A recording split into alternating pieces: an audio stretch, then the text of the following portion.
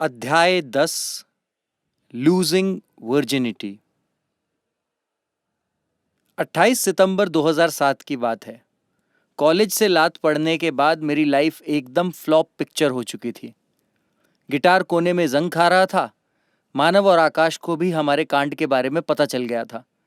मानव रोज मुझे फोन करके पूछता था कि भाई आगे का क्या प्लान है, और मेरा जवाब होता था भाई अभी तो कोई प्लान नहीं है। अक्की बेचारे ने तो थिएटर तक छोड़ दिया था और फिर से नौकरी की तलाश में निकल पड़ा था। मैं अपना पूरा दिन कमरे में अकेले बैठे अपनी किस्मत को कोसते हुए बिताने लगा। काजल से मिले हुए अब सदियां बीत चुकी थीं। कुल मिलाकर मेरी जिंदगी के लूडो में अभी सारी गोटियां घर पर ही अटकी थीं। दोपहर 1 बजे मैंने जीजाजी की कार उठाई और सीधा काजल के कॉलेज की तरफ निकल पड़ा। यह मेरी हताशा का चरम था। मुझे लगा कि अपनी जिंदगी में कुछ तो अच्छा करना ही चाहिए। 1:45 वहां पहुंचकर मैंने उसे फोन किया। वो कैंटीन में थी और मेरा फोन देखकर चौंक गई। उसने जानना चाहा, तुम मेरे कॉलेज में क्या कर रहे हो? मैंने जवाब दिया, मैं बस तुमसे मिलना चाहता हूं, बहुत जरूरी है। 15 मिनट बाद वो मेरे सामने थी और पूछ रही थी, क्या हुआ? आई लव यू, मैंने जवाब दिया। वो चौंक गई और बोली, क्या? मैं तुमसे प्यार करता हूं, मैंने दोहराया। उसे समझ नहीं आया कि जवाब कैसे दे। मैं कॉलेज में हूं, तुम यहां क्या कर रहे हो? उसने कहा। मुझे पता है, लेकिन मुझे अभी जवाब चाहिए। उसने मुझे शांत रहने को कहा, लेकिन मेरा दिमाग तो तब तक किसी ज्वालामुखी की तरह धधक रहा था। ठीक है बाबा, शाम तक रुको, मैं जवाब दूंगी, उसने कहा और क्लास के लिए चली गई। मैंने वहां शाम 5 बजे तक इंतजार किया और उसे फिर फोन किया। उसका कॉलेज खत्म हो चुका था, सब बाहर निकल रहे थे, लेकिन वो मेरा फोन ही नहीं उठा रही थी। मैं घबरा गया। मैं उसे खोना नहीं चाहता था। 15 मिनट बाद फिर फोन किया, उसने नहीं उठाया। फिर मैंने रश्मि को फोन किया, लेकिन उसका मोबाइल बंद था। मुझे यकीन हो गया कि मैंने अपनी जिंदगी की सबसे बड़ी बेवकूफी कर दी है। मैंने सोचा कि मैंने अपनी जिंदगी में एक और मुसीबत जोड़ ली है। मैं हताश होकर वापस अपने कमरे पर चला गया। मुझे नहीं पता था कि उसके बिना मैं क्या करूंगा। शाम 7 बजे मेरे मोबाइल की घंटी बजी। मुझे लगा काजल है, लेकिन वो कोई और थी। श्वेता श्रीवास्तव मुझे कॉल कर रही थी और मुझे पूरा यकीन था कि वो अकेली होंगी, क्योंकि वो मुझे तभी फोन करती थी। मैंने फोन उठाया। आजकल कहाँ हो? तुमसे मिले हुए वक्त हो गया। मैं अपने कमरे में हूं, मैंने जवाब दिया। अगर फ्री हो तो आ सकते हो? उन्होंने पूछा। हाँ बिल्कुल, मैंने कहा। मैं बिल्कुल सही था। वो घर पर अकेली थी। काजल के गम को कुछ देर के लिए भूलना बुरा विचार नहीं था। मैं वहां गया और उसी सोफे पर बैठा। पता नहीं क्यों मेरी नजरें हमेशा उसी दरवाजे के चाबी के छेद पर अटक जाती थीं, वही जादुई सुरंग। श्वेता आंटी कॉफी लेकर आईं। उन्होंने पतली सी मैक्सी पहनी थी, जिसमें से उनकी काली ब्रा साफ दिख रही थी। मैंने टीवी ऑन किया और म्यूजिक चैनल पर गाने चला दिए। वो मेरी बगल में बैठी और हमेशा की तरह बातें शुरू की। जब मैं एमके के द्वारा कांकड़ सर को थप्पड़ मारने का किस्सा सुना रहा था, तभी अचानक उन्होंने मेरे गाल पर किस कर लिया। मैं ऐसे चौंक गया जैसे मेरे सामने कोई बम फट गया हो। मैंने उन्हें नजरअंदाज करके कहानी जारी रखी। तभी वो बोली, तुम बहुत क्यूट हो। मुझे समझ नहीं आया कि मुझ में क्या क्यूटनेस दिख रही थी, पर मैंने भी कहा, आप भी। फिर उन्होंने मुझे दोबारा चूमा, और इस बार होठों पर। यह मेरी जिंदगी का पहला लिप किस था। मैंने उसी पल अपना मोबाइल बंद कर दिया। फिर तो मेरे अंदर का किंग कॉन्ग जाग गया। पता नहीं मेरे अंदर कहां से हिम्मत आई। हम सोफे पर लेट गए। मैंने उनके कपड़े उतारे और उन्होंने मेरे। जैसे ही मैंने अपना अंडरवियर उतारा, उन्होंने कहा, रुको। ऐसे में कोई कहां रुकता है। मैं नहीं रुका।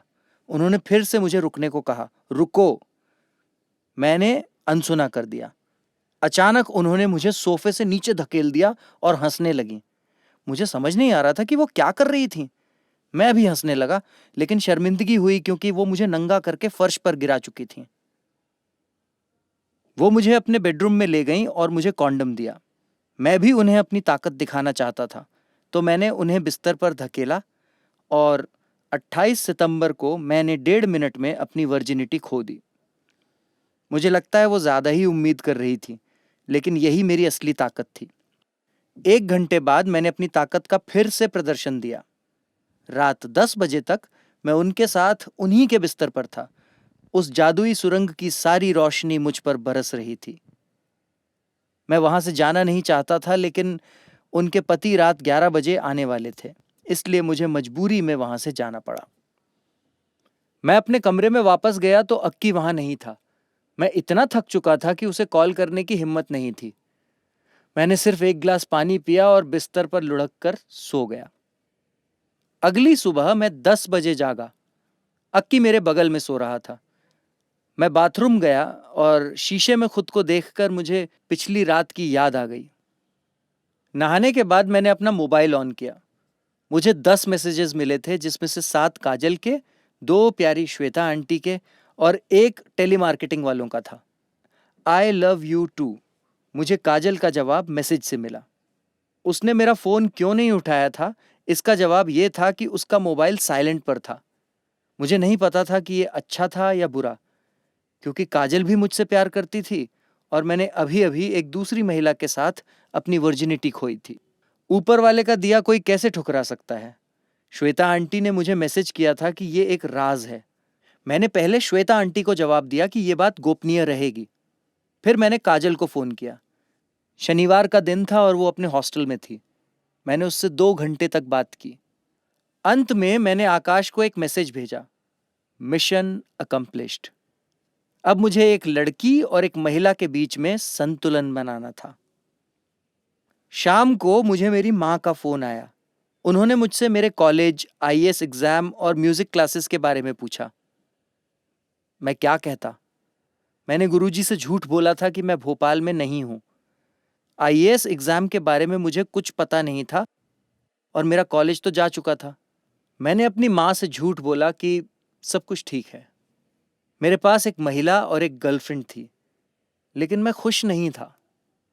बेशक मैं अपनी वर्जिनिटी खोने से खुश था, लेकिन इसके अलावा मैं उदास था। मैंने अपना लक्ष्य खो दिया था।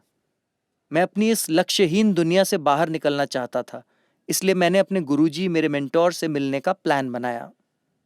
मैंने मानव को भी मेरे साथ चलने को कहा। पहले मैंने मानव को उसके घर से लिया और फिर हम गुरुजी के घर गए। रास्ते में मैंने खुद से वादा किया कि मैं गुरुजी से कभी झूठ नहीं बोलूंगा और क्लासिकल संगीत को गंभीरता से सीखूंगा। रात के 9 बज चुके थे। मैं हमेशा गुरुजी को खिड़की से बुलाता था, क्योंकि वो रोज सितार बजाते थे और मेरी आवाज दरवाजे से उन तक नहीं पहुंच पाती थी। तो मैंने उस दिन भी ऐसा ही किया, जो एक आपदा बन गया। अरे बाप रे! जैसे ही मैंने खिड़की खोली, मुझे कुछ ऐसा दिखा जो एक बुरे सपने जैसा था। अपनी आंखों पर विश्वास करना मेरे लिए मुश्किल था। मेरे गुरुजी बिस्तर पर लेटे हुए अपनी नौकरानी के साथ संबंध बना रहे थे, जैसे वो कोई सितार बजा रहे हों। उस पल मैं खुद को मारना चाहता था। असल में इसलिए नहीं कि वो नौकरानी के साथ थे, बल्कि इसलिए कि उस उम्र में भी उनमें मुझसे ज्यादा ताकत थी। नौकरानी ऐसे चिल्ला रही थी मानो वो किसी राग का रियाज कर रही हो। मानव तो बस अवाक था। गुरुजी, ये कौन सा राग है? ये मेरे गुरुजी से मेरे आखिरी शब्द थे। मैं मानव के साथ लेक व्यू गया। अपने दिल में मैं गुरुजी के इस काम से निराश था। मुझे समझ नहीं आ रहा था कि मैं अपने करियर का क्या करूं और खासकर किस पर विश्वास करूं। मानव को भी अपने करियर का क्या करना है ये समझ नहीं आ रहा था। वो भी जो कर रहा था उससे संतुष्ट नहीं था, क्योंकि वो दिन ब दिन अपनी पेंटिंग से दूर होता जा रहा था। दूसरी तरफ अक्की अभी भी नौकरी ढूंढ रहा था। उसने थिएटर से कुछ नहीं कमाया था, लेकिन उसे ये करना पसंद था, तो उसने फिर से थिएटर ज्वाइन कर लिया था। इसके अलावा वो कुछ नहीं करता था। हमें अपने लिए एक रास्ता चाहिए था। सितंबर 2007 तक मैंने अपने ब्रह्मचारी गुरुजी को खो दिया। मैंने अपना कॉलेज खो दिया। मैंने छात्र नेता की पहचान खो दी। मैंने अपनी ताकत खो दी। मैंने अपनी वर्जिनिटी खो दी। मैंने जो एकमात्र चीज पाई वो काजल थी। मैंने दूसरे कोचिंग से गिटार सीखना जारी रखा। काजल के अलावा यही एक चीज थी जो मुझे खुश रखती थी। गिटार सीखने के लिए धैर्य की जरूरत होती है और मैं दुनिया का सबसे ज्यादा अधीर प्राणी था। फिर भी मैं इसके साथ अच्छी तरह से संघर्ष कर रहा था। श्वेता आंटी अपने पति के साथ 10 दिनों के लिए शहर से बाहर गई थी, तो मैंने अपना समय काजल के साथ घूमने फिरने और गिटार बजाने में बिताया। हमारे पास ज्यादा कुछ करने को नहीं था, इसलिए मैं और अक्की डिनर के बाद लगभग हर दिन मानव के पास जाते थे। 30 अक्टूबर 2007 मेरा जन्मदिन था। मेरी दीदी ने मुझे एक सरप्राइज दिया। वो मेरे लिए केक लाई और मुझे एक रैंगलर जीन्स और लिवाइस की टी शर्ट भी गिफ्ट की। कपड़ों के ब्रांड्स ने मेरे चेहरे पर मुस्कान ला दी। अक्की ने भी मुझे एक ग्रीटिंग कार्ड दिया। सुबह काजल और मैं एक लॉन्ग ड्राइव पर गए। उसने भी मुझे मुफ्ती की 2 टी शर्ट्स गिफ्ट की। यह मेरा ब्रांडेड दिन था। मैंने अपनी कार हनुमान टेकरी की पहाड़ियों पर पार्क की और उसे मेरा प्रपोजल स्वीकार करने के लिए धन्यवाद कहा।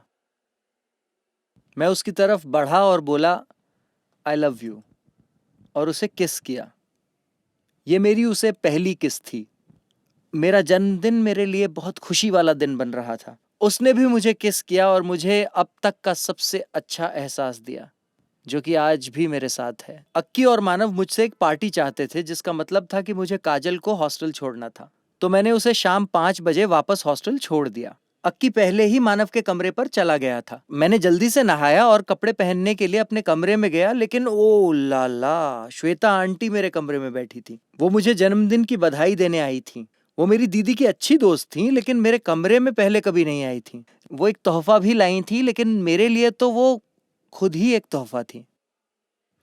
मैंने वाइग्रा की टैबलेट ली जो आकाश ने मुझे दी थी, और फिर मुझे मेरा सबसे अच्छा जन्मदिन का तोहफा मिला। इस बार मैं सुपरमैन था और बिस्तर मेरा क्रिप्टॉन। आकाश तो मेरा जन्मदिन भूल गया था, लेकिन मैंने उसे फोन किया और पार्टी के लिए इनवाइट किया, क्योंकि उसी ने मुझे वो वाइग्रा की टैबलेट दी थी। वो बाजार में था, तो मैंने उसे वहां से लेने का फैसला किया। रात 8 बजे मैं उन्हें लेने मानव के कमरे में गया। हम हाईवे पर विंध्याचल ढाबा गए, जो हमारे घर से 40 किलोमीटर दूर था। आकाश और मैं शाकाहारी थे। अक्की और मानव मांस खाने वाले सामाजिक जानवर थे, तो हमने दोनों ऑर्डर किया। आकाश बियर पीना चाहता था, लेकिन हम में से कोई भी शराबी नहीं था। फिर भी हमने आकाश के लिए एक बियर ऑर्डर की। मैंने एक घूंट लिया। उसमें से बदबू आ रही थी और उसका स्वाद मेरे लिए नर्क जैसा था। मुझे नहीं पता उसे ये शराब की नई आदत कब और कैसे लगी। मानव और आकाश को छोड़ने के बाद मैं रात को 2 बजे लौटा और काजल को फोन किया। वो मेरे कॉल का इंतजार कर रही थी। मैंने रात 2 बजे से सुबह 5 बजे तक फोन पर बात की। हमने अगले दिन लॉन्ग ड्राइव पर जाने का प्लान बनाया, क्योंकि रविवार था और कार आसानी से उपलब्ध थी। सिर्फ पैसों की दिक्कत थी, लेकिन मेरी दीदी के घर पर क्रेडिट अकाउंट खोलने के बाद वो दिक्कत भी हल हो गई। मुझे पता था कि बार बार पैसे मांगना सही नहीं है, लेकिन मैं क्या कर सकता था। मैं काजल से बहुत प्यार करता था और उसके साथ समय बिताना चाहता था, तो मैंने अपनी दीदी से 1000 रुपए उधार ले लिए। मैंने काजल को दोपहर 2 बजे उसके हॉस्टल से पिक किया। वो मेरे साथ गुरुद्वारे जाना चाहती थी। मुझे याद है कि मैं आखिरी बार अपने एग्जाम के दौरान गुरुद्वारे गया था। मैंने कभी उसकी किसी इच्छा को मना नहीं किया, तो मैं इसे कैसे मना कर सकता था। गुरुद्वारे के बाद हम top and town ice cream corner गए और फिर लॉन्ग ड्राइव पर निकल गए। रास्ते में उसने मेरा हाथ पकड़ा और कहा, केडी, मैं तुमसे बहुत प्यार करती हूं, मुझे कभी मत छोड़ना। उसके डायलॉग्स के साथ उसकी आंखों से आंसुओं की धार भी बढ़ रही थी। आंसू हमेशा मुझे मेरी मां की याद दिलाते थे। मैं भी भावुक हो रहा था। मुझे पता था कि मैंने सही चुनाव किया है, क्योंकि मेरे परिवार की महिलाएं आंसू बहाने में अच्छी थीं और जल्द ही वो भी इस समुदाय में शामिल होने वाली थी। मैंने कार एक कोने में रोकी और उसे गले लगा लिया। उस लंबी कार ड्राइव के बाद मैं श्वेता आंटी की वजह से परेशान होने लगा था। मुझे लगा कि मैं पाप कर रहा हूं। उसी पल मैंने श्वेता आंटी के साथ अपने संबंध खत्म करने का फैसला किया। हालांकि ये मुश्किल था क्योंकि वो बहुत सुंदर और सेक्सी थी, लेकिन मैंने अपना अंतिम फैसला कर लिया था। काजल को श्वेता आंटी के बारे में कुछ भी नहीं पता था। मैंने काजल को शाम 7:45 उसके हॉस्टल छोड़ दिया और अपने कमरे में वापस आ गया। मेरी दीदी और जीजाजी डिनर के लिए रेस्टोरेंट जा रहे थे। हमारे पास कुछ करने को नहीं था और अक्की पहले ही तैयार था, तो हम उनके साथ हो लिए। हम रात 12 बजे वापस आए। अक्की और मैं अपनी आगे की योजना पर चर्चा कर रहे थे। हमारे पास कोई कॉलेज नहीं था। हमने अपने सस्पेंशन पर स्टे लगाने के लिए अदालत में एक याचिका दायर की थी, तो इंतजार करने के अलावा हम कुछ नहीं कर सकते थे। अगली सुबह हम 10 बजे जागे और 11 बजे श्रीवास्तव अंकल हमसे मिलने मेरी दीदी के घर आए। वो हमसे मिलने क्यों आए?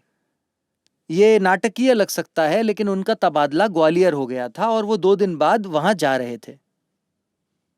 उन्हें पिछले 2 महीने से तबादले के बारे में पता था, लेकिन श्वेता आंटी ने मुझे कभी नहीं बताया। मैं उनके घर गया। सारा सामान पहले से ही पैक था। श्वेता आंटी अपने भरे हुए वीआईपी सूटकेस को बंद करने में संघर्ष कर रही थी।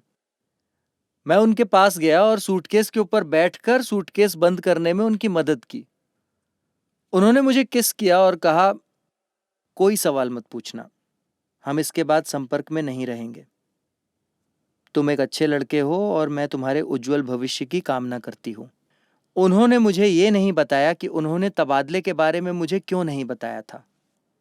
ना उन्होंने मुझे अपना कॉन्टैक्ट नंबर दिया और ना ही मुझे अपना नया पता दिया। इस तरह श्वेता आंटी मेरी जिंदगी से हमेशा के लिए चली गईं।